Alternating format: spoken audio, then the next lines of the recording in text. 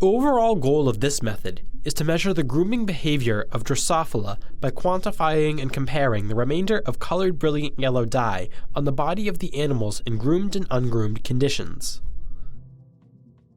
This method can help answer key questions in the field of neurobiology and behavioral genetics, such as the coordination of fine locomotor skills and the associated molecular regulators and circuits.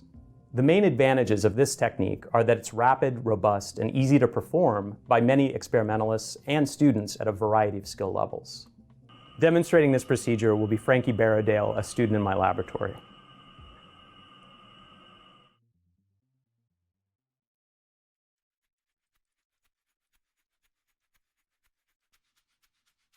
To begin the experiment, prepare an aspirator to move live Drosophila from a culture vial to the grooming chamber.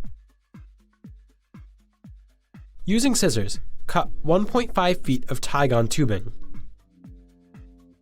Cut at least 1 inch off the tip of a 1 milliliter disposable micropipette tip and hold a 1 centimeter square piece of mesh over the 0.196 inch opening of the cut tip. Snugly place a fresh 1 milliliter micropipette tip over the mesh and cut tip to create a holding chamber for flies. Cut the extreme tip of the new micropipette tip to widen the opening enough to allow the passage of a single fly. The hole will roughly match the opening of the grooming chamber. Snugly fit the nested tips onto the end of the Tygon tubing. Push the tips into the tube to ensure a tight fit to allow for vacuum pressure.